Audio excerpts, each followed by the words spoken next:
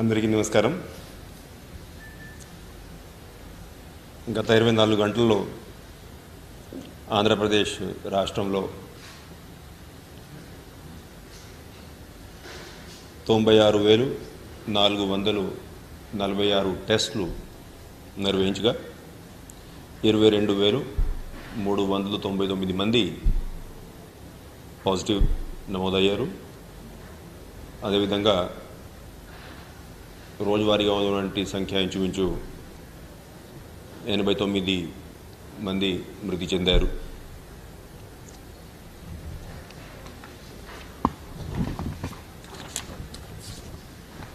ఈ హాస్పిటల్స్, ఈ bed strength data మనం చూసుకున్నట్లయితే ఐసీయూ బెడ్స్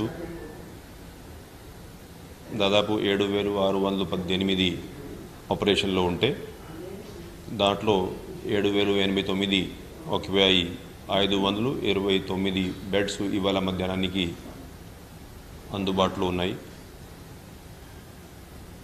ఆక్సిజన్ బెడ్స్ 22,069 ఉంటే 20,962 బెడ్స్ పేషెంట్స్ ఉన్నారు. కోవిడ్ కేర్ సెంటర్లో ఇంకా కొంచెం ఎక్కువ మంది, ఇవాళ 16,119 మంది కోవిడ్ కేర్ సెంటర్స్లో ట్రీట్మెంట్ తీసుకుంటూ ఉన్నారు.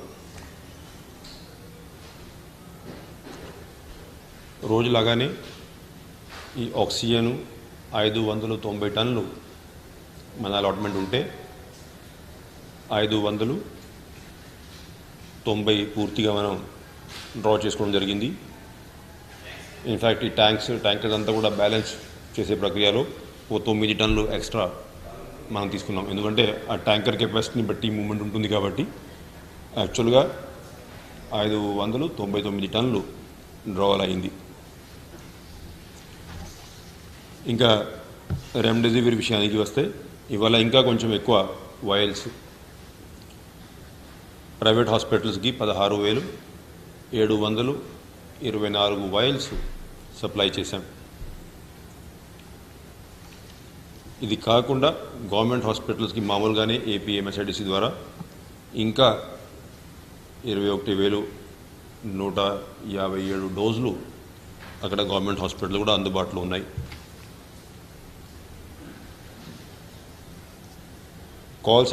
కాల్ డేటా చూసుకున్నట్లయితే 15,105 కాల్స్ ఇవాళ తీసుకోవడం జరిగింది.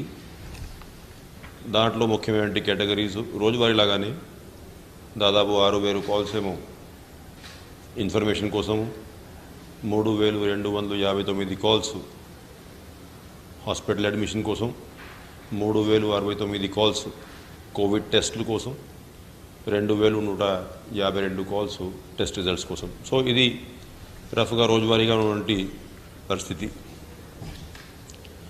అయితే ఇప్పుడు మెయిన్ ఇష్యూస్కి వస్తే, ఒకటి ఏదైతే 2 రోజుల క్రితం మనం ఈ గ్లోబల్ టెండర్ వ్యాక్సిన్ కొనుగోలు కోసం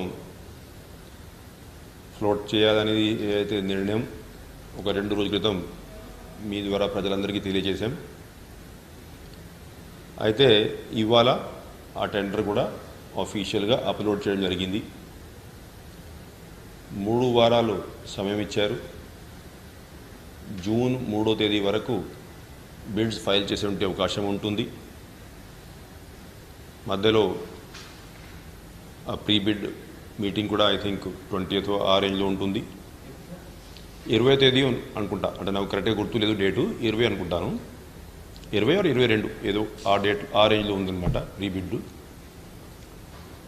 అయితే ఇప్పుడు మీరు కూడా పేపర్లు చూసి ఉంటారు, మన రాష్ట్ర ప్రభుత్వం ఈ గ్లోబల్ టెండర్కి పోవాలనేది ఎప్పుడైతే ప్రకటించారో ఇంకా చాలా రాష్ట్రాలు గ్లోబల్ టెండర్కి ఆ వ్యాక్సిన్ ప్రొక్యూర్మెంట్ కోసం పోవాలని నిర్ణయించుకున్నాయి. ఇప్పుడు రోజువారీగా ఒక్కొక్క రాష్ట్రం ఇప్పుడు ప్రకటిస్తూ ఉన్నారు. ఇందాక కూడా నేను మధ్యాహ్నం చూశాను, ఏదో ఒక రాష్ట్రంలో క్యాబినెట్లు ఆ నిర్ణయం తీసుకున్నారు గ్లోబల్ టెండర్కి పోవాలని. అదేవిధంగా ఏదైతే మన గౌరవనీయులు ముఖ్యమంత్రి వారు కేంద్ర ప్రభుత్వాన్ని రిక్వెస్ట్ చేశారు. అంటే ఎవరైనా కంపెనీలో ప్రొడక్షన్ కెపాసిటీ ఉంటే ఐపీఆర్ రైట్స్, పేటెంట్స్ ఇవన్నీ లీగల్ ఫ్రేమ్వర్క్ దాన్ని మొత్తానికి ఆలోచించుకొని ఎగ్జామిన్ చేసుకొని వచ్చే వాళ్ళని ప్రతి ఒక్కరిని ఎంకరేజ్ చేసుకోవాలనేది అయితే లెటర్ రాయడం జరిగింది, రిక్వెస్ట్ చేయడం జరిగింది. ఇంకా చాలా రాష్ట్రాల నుంచి అటువంటి రిక్వెస్ట్లు కూడా ఇప్పుడు వస్తూ ఉన్నాయి. అంతకుముందు మనం ఏదైతే నిర్ణయం తీసుకున్నాం అంటే సెకండ్ డోస్ ఆఫ్ వ్యాక్సిన్ 45+ వాళ్ళకి మనం ఇవ్వాలి, ఈలోగా 18 to 45 వాళ్ళని మనం వ్యాక్సినేషన్ చేయలేము. రాష్ట్ర ప్రభుత్వం కొనుక్కున్నటువంటి స్టాక్ కూడా దానికి ఉపయోగించుకుంటాం. 45+ పూర్తిగా అయ్యాకనే మనం 80 to 45 ఏజ్ గ్రూప్కి వస్తాం, ఏదైతే మన రాష్ట్ర ప్రభుత్వం నిర్ణయం తీసుకుంది. ఇప్పుడు మీరు చూస్తూ ఉన్నారు రోజువారీగా ఒక్కొక్క రాష్ట్రం అటువంటి నిర్ణయం ఇప్పుడు తీసుకోవడం జరుగుతూ ఉంది. గత 2 రోజులు ఒక 3-4 రాష్ట్రాలు అటువంటి నిర్ణయం తీసుకున్నాయి. సో ఆ గ్లోబల్ టెండర్కి ఏదైతే మనం పోవాలి అది ఎన్నో రాష్ట్రాలు ఇప్పుడు స్లోగా నోటిఫై చేస్తూ ఉంటాయి. మనం కాస్త ముందుగానే ఇప్పుడు నోటిఫై చేసుకున్నాం కాబట్టి మంచి రెస్పాన్స్ రావచ్చు అనేది వస్తుందనేది మేము భావిస్తూ ఉన్నాం. అయితే ఒక 4-5 రోజుల క్రితం నేను మీకు ఈ ఆరోగ్యశ్రీ కవరేజ్ హాస్పిటల్స్లో పెంచాల్సిన అవసరం ఉందనేది, దానికోసం మనం ప్రత్యేకంగా గవర్నమెంట్ ఆర్డర్ ఇచ్చి వీలైనంత వరకు అన్ని ప్రైవేట్ హాస్పిటల్స్ ఎక్కడైతే కోవిడ్ ట్రీట్మెంట్ జరుగుతూ ఉందో వాళ్ళందరినీ కూడా ఆరోగ్యశ్రీ పథకంలో మనం ఎంపానల్ చేసుకోవాలి, అందరినీ రిక్వెస్ట్ చేసుకోవాలి. వీలైనంత వరకు ఆరోగ్యశ్రీ పేషెంట్స్ని అక్కడ పెంచే విధంగా చర్యలు తీసుకోవాలనేది గవర్నమెంట్ పాలసీ తెలియజేశాను. దాంట్లో ఇప్పుడు మనం చూసుకుంటే డేటా ఇవాళ 39,749 మంది వివిధ హాస్పిటల్స్లో వివిధ కేటగిరీ బెడ్స్, ఐసీయూ, లేకపోతే బయట ఆక్సిజన్, లేకపోతే నాన్ ఆక్సిజన్ బెడ్స్ ఏదైతే ట్రీట్మెంట్ తీసుకుంటున్నారో దాంట్లో 26,030 మంది. అంటే ఓవరాల్గా మనం చూసుకున్నట్లయితే దాదాపు 65% ఆరోగ్యశ్రీ పేషెంట్స్ ఉన్నారు. అయినా ప్రైవేట్ హాస్పిటల్లో ఇంకా కొంత ఎంకరేజ్ చేయాల్సిన అవసరం ఉంది. ఎందుకంటే ఈ ఫిగరు ఓవరాల్ బ్రహ్మాండంగా ఉంది. కొన్ని ప్రైవేట్ హాస్పిటల్స్ ఈ మధ్యలోనే ఈ ఆరోగ్యశ్రీ పథకంలో ఎంపానల్ అయ్యాయి కాబట్టి ఆ రోజు కూడా తెలియజేశాను. అంటే ఇప్పటికీ పేషెంట్స్ ఉన్నారు కాబట్టి స్లోగా ఈ పేషెంట్స్ డిశ్చార్జ్ అయ్యేటప్పుడు మనం వీలైనంత వరకు ఆరోగ్యశ్రీ పేషెంట్స్ ఎవరైతే ఉన్నారో వాళ్ళకి ఫ్రీ క్యాష్లెస్ ట్రీట్మెంట్ అవసరం ఉంది. ఆ డబ్బు అంతా కూడా గవర్నమెంట్ భరిస్తుంది కాబట్టి ఇటువంటి పేషెంట్స్ని అక్కడ ఎంకరేజ్ చేసుకోవాల్సిన అవసరం ఉందనేది తెలియజేశాం. ఆ ఫిగర్ ఇప్పుడు రోజుకి పెరుగుతూ ఉంది. గత 3-4 రోజుల్లోనే ఒక 3 to 4% ఇంప్రూవ్మెంట్ అయింది. ఇంకొక 5-7% ఇంప్రూవ్మెంట్ రావాల్సిన అవసరం ఉంది రాష్ట్ర వ్యాప్తంగా. బహుశా ఇంకొక 1 వీక్లో ఆ గ్యాప్ కూడా కవర్ చేసే అవకాశం ఉంటుంది. అయితే ఈ రిక్రూట్మెంట్ విషయానికి వస్తే ఇప్పుడు మీరు చూసుకుంటే మొత్తం డేటా ఇప్పుడు ఈ కేటగిరీ వైజ్గా నేను కొంత డేటా తీసుకువచ్చాను. ఉదాహరణంగా general duty medical officers last year Covid సమయంలో 2,524 మందిని మనం జీడీఎంఓస్గా తీసుకుంటే ఇవాళ ఇప్పటికే 3,025 మందిని మనం తీసుకున్నాం. అంటే దాదాపు 500 మంది GDMOs extra. Staff nurses last year మనం 5,225 మంది ఉంటే ఈసారి 5,493 మందిని మనం తీసుకున్నాం. సో అట్లాగా కేటగిరీ వారీగా స్వీపర్స్ అది కూడా చాలా ముఖ్యమైనటువంటి పాత్ర. లాస్ట్ ఇయర్ 2,179 మంది ఉంటే ఈసారి 2,472 మందిని మనం తీసుకుందాం. అంటే అంతకుముందు ఒక 10-15 డేస్ బ్యాక్ ఇక్కడే క్వశ్చన్ అడిగారు, అంటే స్టాఫ్ నుంచి సరిగా రెస్పాన్స్ రావట్లేదు, తక్కువ మందిని మీరు రిక్రూట్ చేస్తున్నారు, దానికి కారణాలు ఏంటి అనేది అడిగారు. అది కూడా చెప్పాను. అంటే కోవిడ్ మధ్యలో కొంచెం కేసులు ఎక్కువ లేవు కాబట్టి అప్పుడు ఆబ్వియస్లీ అడ్మిషన్ అంతా కూడా రొటీన్ పనుల్లో మనం ప్రారంభించాం. ఎప్పుడైతే తీవ్రత పెరిగిందో అప్పుడు మనం ఎక్కడెక్కడైతే హాస్పిటల్ బెడ్ స్ట్రెంత్ ఫుల్ అయితే వచ్చింది, అదేవిధంగా కోవిడ్ కేర్ సెంటర్లో మనం స్టాఫ్ ఇవ్వాల్సిన పరిస్థితి ఏర్పడింది. ఆటోమేటిక్గా లాస్ట్ ఇయర్ మీద ఇప్పటికే మనం ఒక ఓవరాల్ చూసుకున్నట్లయితే 600 మందిని వివిధ కేటగిరీలో ఎక్కువ మందిని తీసుకున్నాం. ఇంకా 25% వరకు ఎక్స్ట్రా వెళ్ళండి అని చెప్పేసి కలెక్టర్స్కి ఆదేశాలు జారీ చేశాం. ఈ 25% కూడా ఒకవేళ సరిపోకపోతే ఇంకా కూడా ఇవ్వడానికి ప్రభుత్వం సిద్ధంగా ఉంది. ఉదాహరణంగా మొన్న మీరు ఈ గవర్నమెంట్ ఆఫ్ ఇండియా ఈ నీట్ ఎగ్జామ్ పోస్ట్పోన్ చేసింది. ఈ పీజీ స్టూడెంట్స్ ఉన్నారు, హౌస్ సర్జన్స్ ఉన్నారు, అదేవిధంగా నర్సింగ్ స్టూడెంట్స్ ఉన్నారు, డెంటల్ స్టూడెంట్స్ ఉన్నారు. వాళ్ళని కూడా ఎంగేజ్ చేసుకుంటే బాగుంటుంది అనేది సలహా ఇచ్చారు. గవర్నమెంట్ ఆఫ్ ఇండియా కూడా కొంత గైడ్లైన్స్ ఇవ్వడం జరిగింది. ఇవాళ మీరు చూసుకుంటే దాదాపు 1143 మంది పీజీసు, 1294 మంది హౌస్ సర్జన్సు, ఎంబీబీఎస్ ఫైనల్ వాళ్ళు 954 మంది, డెంటల్ స్టూడెంట్స్ అయితే 630 మంది. ఇట్లాగా ఎంగేజ్ చేసే ప్లాన్లు కలెక్టర్లు అందరూ కూడా రెడీ చేసుకున్నారు. అంటే వీళ్ళందరూ ఇప్పుడు డ్యూటీ మీద వచ్చారని నేను అనట్లేదు, ఎందుకంటే వాళ్ళకి కమ్యూనికేషన్ ఇచ్చారు కలెక్టర్స్ ఇంతమందికి. దాంట్లో ఇప్పుడు ఎంతమంది జాయిన్ అవుతారనేది 2-3 రోజులు తెలుస్తుంది. అప్పుడు ఆ కరెక్ట్ ఫిగర్ కూడా మీకు తెలియజేస్తాను నేను.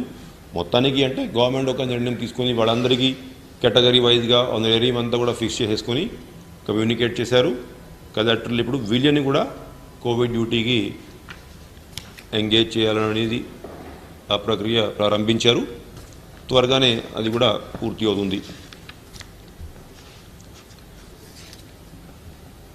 అయితే మొన్న నేను మీకు ఎక్కడెక్కడైతే ఈ హాస్పిటల్లో బెడ్ స్ట్రెంత్ పూర్తి అయిందో, ఎక్కడ కూడా బెడ్స్ ఖాళీగా లేవు, అక్కడ పేషెంట్స్ కొంతమంది రోడ్ మీద వెయిట్ చేస్తూ ఉన్నారు. అటువంటి చోట మనం ఈ జర్మన్ హ్యాంగర్సు, బెడ్స్, సరైనటువంటి అవసరం ఉన్న చోట ఎయిర్ కండిషనింగ్ ఎన్వైరన్మెంటు, కావాల్సినటువంటి మెడికల్ ఎక్విప్మెంటు, త్వరగా దాంట్లో ఆక్సిజన్ కాన్సన్ట్రేటర్స్, ఇవన్నీ ఏదైతే ఏర్పాటు చేయాలని డైరెక్షన్ జారీ చేశాం. అది ఉదాహరణంగా ఇప్పుడు ఇది మీరు చూస్తే కొన్ని చోట అవి ఇప్పటికే కట్టేశారు పూర్తిగా, కొన్ని చోట ఏమో కన్స్ట్రక్షన్ పనులు ప్రారంభించారు. మొత్తానికి మా ఎక్స్పెక్టేషన్లో 38 లొకేషన్స్ రాష్ట్ర వ్యాప్తంగా మేము గుర్తించాం. దాంట్లో 6 లొకేషన్లు ఇప్పటికీ పనులు పూర్తి అయినాయి. మిగతా 32 లొకేషన్లు కూడా వచ్చే మంగళవారం వరకు పనులు పూర్తి అవుతాయి అనేది మేము ఆశిస్తూ ఉన్నాం. అంటే ఇంకొక 3-4 రోజులు అన్ని చోట పనులు ప్రారంభించారు, మెటీరియల్ తరలించారు. ఇంకా 1-2 రోజులు ఇటు అటు ఆ పనులు అన్నీ కూడా పూర్తి అవుతాయి. అదేవిధంగా వ్యాక్సినేషన్ గురించి కూడా నేను మీకు మొన్న తెలియజేశాను. అంటే కలెక్టర్స్ అందరికీ ఇన్స్ట్రక్షన్స్ ఇచ్చాం. బయట షామియానా అన్నీ వేసుకొని కుర్చీలు, డ్రింకింగ్ వాటర్ అంతా కూడా ఏర్పాటు చేసుకొని ఎక్కడ కూడా క్యూజులో ఇబ్బంది పడే బదులు అది ఇప్పుడు 2-3 జిల్లాలు ఫిక్స్ తీసుకువచ్చాను. అంటే కలెక్టర్ నాకు ఉదయం పంపించింది. అంటే వాళ్ళని రివ్యూ చేశాం. అంటే అన్ని అరేంజ్మెంట్స్ సక్రమంగా ఉన్నాయా లేదా. సో ఇది కూడా ఒక 100% ఫుల్ ప్రూఫ్గా ఉంటుంది నేను క్లెయిమ్ చేయట్లేదు. కానీ అంటే ఏదైతే డిఫికల్టీసు మన దృష్టికి వస్తున్నాయో అవన్నింటి మీద ప్రభుత్వం సీరియస్గా ఉంది. సరైనటువంటి గైడెన్స్ కలెక్టర్స్కి ఇస్తూ ఉన్నాం. దాన్ని బట్టి కలెక్టర్స్ కూడా పనులు ప్రారంభిస్తున్నారు అనేది తెలియజేయడానికి అది 2-3 ఎగ్జాంపుల్స్ మీకు ఇస్తున్నాం. అయితే ఇంకా ఈ ఏదైతే మేజర్ ఐటమ్స్ ప్రొక్యూర్మెంట్ గురించి సెరెనిటీ మోడల్ హై స్కూల్ విద్యార్థులకు అమ్మఒడి, సామాన్యులకు అందుబాటులో ఉన్న బడి సెరెనిటీ. మేడ్చల్ జిల్లాలో మేటిగా నిలిచి సాటిలేని ఫలితాలను సాధిస్తున్న నంబర్ 1 స్కూల్ సెరెనిటీ. మా ప్రత్యేకతలు ప్రతి విద్యార్థి పట్ల వ్యక్తిగత శ్రద్ధ, activity based learning and digital classrooms, computer lab, 100% ఫలితాలు, sports and cultural activities, yoga, abacus మరియు Vedic maths education. Please visit Serenity Model High School, Nagaram. Admissions are in progress. Call 04027146899 and 04027148699. మనం discuss చేసాం. ఉదాహరణంగా oxygen concentrators మొత్తం మనం చూసుకున్నట్లయితే 8,500 oxygen concentrators 5 litre per minute capacity ఉన్నటువంటి concentrators, 10,000 concentrators 10 litres per minute ఉన్నటువంటి concentrators, అంటే మొత్తం కలిపి 18,500 కాన్సన్ట్రేటర్స్ మనం ఆర్డర్స్ ప్లేస్ చేయడం జరిగింది. బహుశా 4,000-5,000 కాన్సన్ట్రేటర్స్ ఈ నెలలో వస్తాయి, మిగిలినవి ఏమో జూన్ ఫస్ట్ ఫోర్ట్నైట్లో వస్తాయనేది మేము ఆశిస్తున్నాం.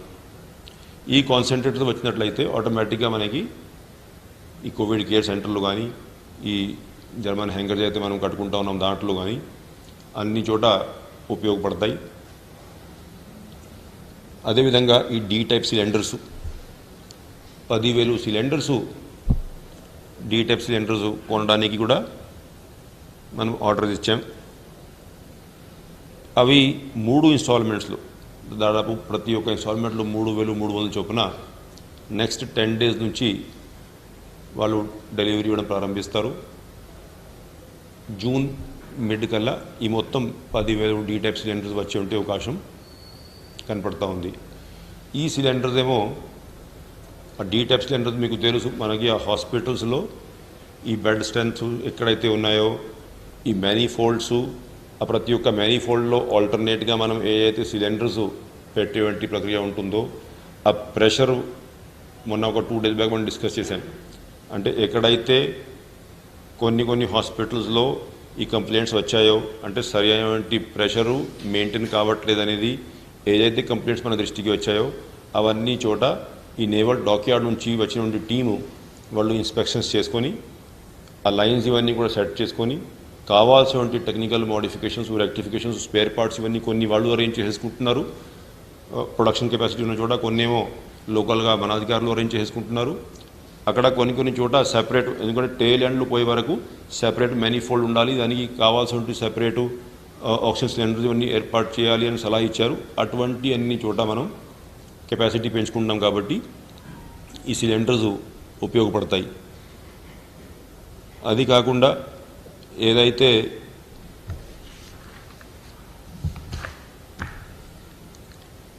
ఈ 53 లొకేషన్స్లో మనం పిఎస్ఏ ప్లాంట్స్, ఆక్సిజన్ ప్లాంట్స్ అంతకుముందు కూడా మనం డిస్కస్ చేశాం. ఎప్పుడైతే నేను మీకు ఈ 309 కోట్ల రూపాయలు మొత్తానికి శాంక్షన్ చేశామనేది అనౌన్స్మెంట్ ఇచ్చాను, వీటికి కూడా ఈ టెండరు ఇవాళ లాస్ట్ డేట్తో ఫైల్ చేయమన్నాం. అంటే రెస్పాన్స్ ఏ విధంగా ఉంది అది మనం ఈ టెండర్ ఓపెన్ చేసి తెలియదు. బట్ జూలై కల్లా ఈ ప్లాంట్స్ ఇవన్నీ కూడా కమిషన్ చేయాలి అనేది ఆ ఉద్దేశంతో బిడ్స్ కోరుకోవడం జరిగింది.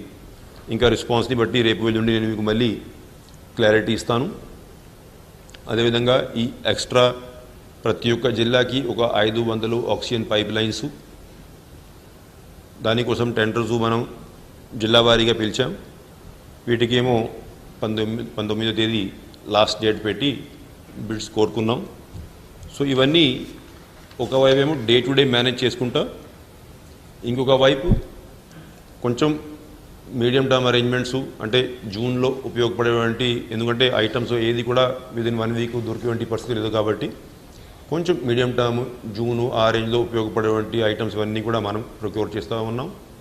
ఇంకా లాంగ్ టర్మ్ గురించి ఆల్రెడీ నేను మీకు తెలియజేశాను. ఏదైతే మనము ట్యాంకర్స్ పరంగా స్టోరేజ్ కెపాసిటీ ఇవంతా కూడా ప్రతి ఒక్క హాస్పిటల్లో క్రియేట్ చేస్తున్నాం, సెంట్రలైజ్ స్టోరేజ్ ఏదైతే క్రియేట్ చేస్తున్నాం, ఇవన్నీ కూడా ఏర్పాట్లు శాంక్షన్ ఇవన్నీ ఇచ్చాం, టెండర్స్ ఇవన్నీ పిలిచాము, అవన్నీ పనులు జరుగుతున్నాయి. అది ఇంకా కొంచెం లాంగ్ టర్మ్ అరేంజ్మెంట్స్.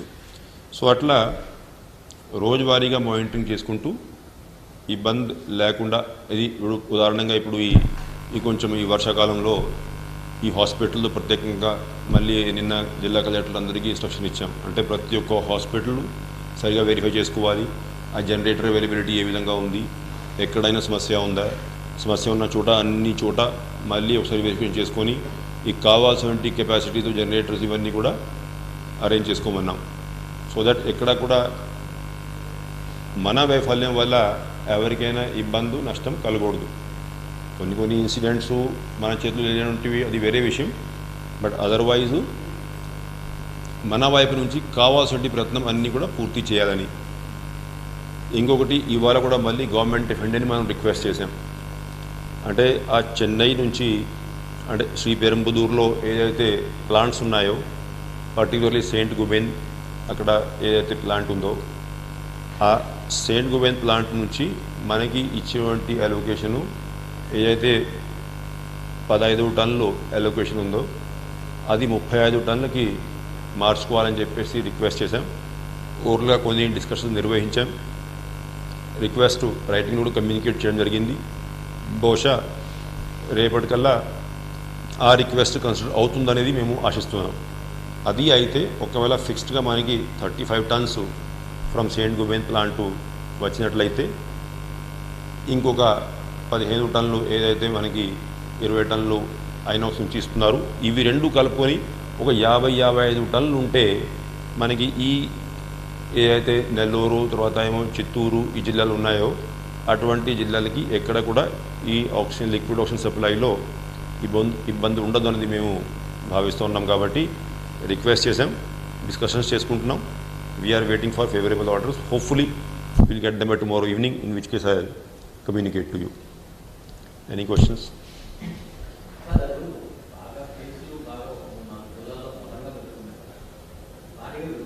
ఏవి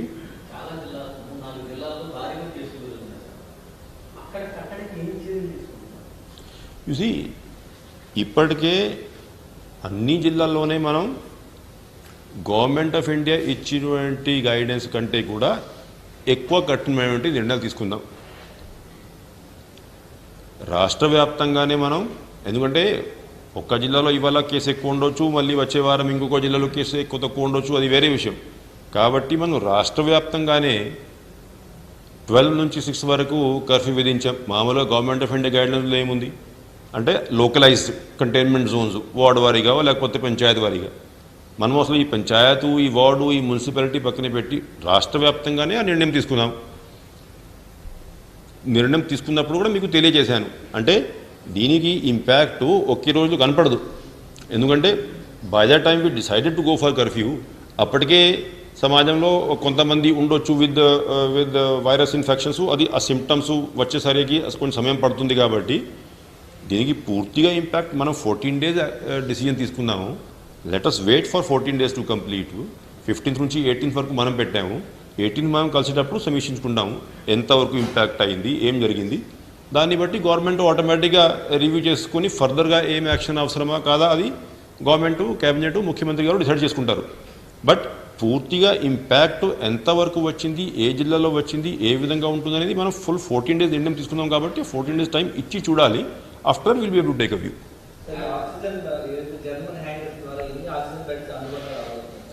ఇప్పుడు ప్రతి ఒక్క జిల్లాకి మనం ఏం చెప్పామంటే కలెక్టర్స్ అందరికీ మీరు అసెస్మెంట్ చేసుకోండి. అసెస్మెంట్ని బట్టి అన్ని శాంక్షన్, ఎందుకంటే ఇప్పుడు దీనికి మనం సెంట్రలైజ్గా అడ్మిషన్ శాంక్షన్ ఇవ్వట్లేదు. ఎందుకంటే మళ్ళీ దానికి ఒక ఆలస్యము, ఈ మనం ఇక్కడ నుంచి అడ్మిషన్ శాంక్షన్ ఇవ్వడము, టెండర్స్ పెట్టడం అన్నీ లేట్ అవుతుంది. కాబట్టి వాళ్ళని మనం శాంక్షన్ ఇచ్చి మొదలు పెట్టుకోమన్నాము. They have started. ఇంకో 2-3 రోజులు నాకు కరెక్ట్గా ఈ 38 లొకేషన్స్లో ఎన్ని బెడ్స్ మొదలు పెట్టారు, ఏం జరిగింది కరెక్ట్గా డీటెయిల్ వస్తుంది, along with funding requirement all those things. అప్పుడు నేను మీకు తెలియజేస్తాను.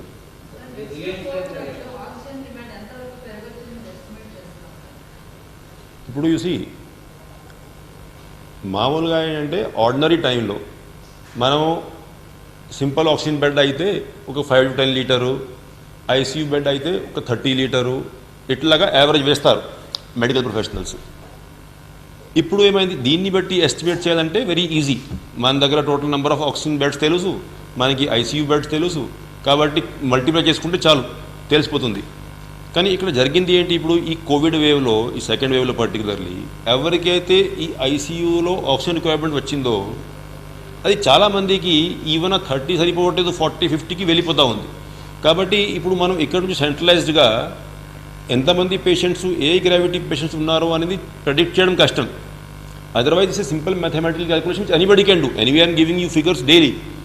ఆ ఫిగర్ని బట్టి జస్ట్ మల్టిప్లై చేయడమే. అట్లాగా ఆర్డినరీ రోజులు అయితే అసలు ఇన్ని ఆక్సిజన్ లైన్స్లో అన్నింటి మీద కూడా పేషెంట్స్ ఉన్నా కూడా, మొత్తం ఐసీయూ బెడ్ మీద పేషెంట్ ఉన్నా కూడా అసలు మనం డ్రా చేసింది సరిపోయేది. బట్ ఇప్పుడు ఈ వేవ్లో మీకు కూడా తెలిసి ఉంటుంది, ఫీల్డ్లో ప్రతి ఒక్కరికి ఈ ఆక్సిజన్ రిక్వైర్మెంట్ కొంచెం మామూలు రోజుల కంటే ఎక్కువ వస్తూ ఉంది. So it's very difficult to expect and guess like this. మనం ఏంటంటే ఇప్పుడు మనం ఏ సప్లై చేస్తున్నాము దాని మీద కూడా మనకి రిక్వెస్ట్లు వస్తున్నాయి. సో రిక్వెస్ట్లు వస్తున్నాయి కాబట్టి we know that there is some demand. అది ఎంతవరకు ఆగుతుంది చెప్పడం కష్టము. అంటే nobody is able to predict నాకు 800 టన్నులు అయితే 900 టన్నులు అయితే సరిపోతుంది అనేది. We're trying for more. అంతా వచ్చాక we'll get to know. Here nobody is here to waste oxygen. నాకు నా రిక్వైర్మెంట్ కంటే కూడా ఎక్కువ వచ్చినా ఊరికి వృధా చేయం కదా. సో అది మనకి ఎప్పుడైతే మనకి ఏదైతే రోజువారీగా రిక్వైర్మెంట్ ఉందో ఆ రిక్వైర్మెంట్ ఫుల్ఫిల్ చేసుకుంటూ కూడా, supposing I'm able to save 5 or 10 tons or 15 tons in a day. ఎందుకంటే మనం ఇప్పుడు స్టోరేజ్ కెపాసిటీ ప్రతి చోట పెట్టాము, నిన్న కూడా మీకు డీటెయిల్స్ ఇచ్చాను. సో ఎప్పుడైతే ఆ స్టోరేజ్ కెపాసిటీలో మనం పెట్టే పరిస్థితికి వస్తామో అప్పుడు మనకి అర్థమవుతుంది, ఇప్పుడు now we're at our full demand, we're able to satisfy and we're able to save 5 tons this day. అప్పుడు వరకు we're just managing. Now nobody can tell for sure each bed మీద ఎంత ఆక్సిజన్ ఉండింది, ఎంత అతనికి అవసరము. అది లోకల్ లెవెల్లో హాస్పిటల్ బై హాస్పిటల్ అయితే స్టాఫ్ మేనేజ్ చేసుకోవచ్చు.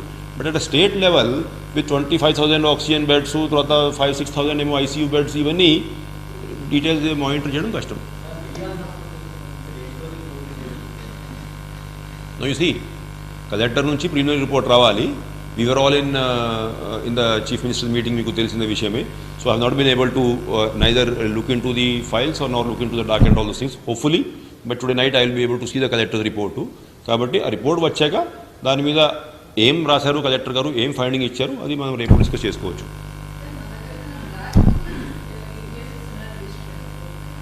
I am at least not aware. I'll have to obtain the data. In 1 or 2 days when I meet you, then I'll be able to give further details. Thank you. Shivagayatri enterprises distributors for submersible pumps. మీ గృహ, వ్యవసాయ, పారిశ్రామిక నీటి అవసరాలకు స్పైరన్ మరియు కోర్సా submersible pumps మరియు distributors for water softeners, Himajal, RO plus alkaline water purifiers. Shivagayatri enterprises,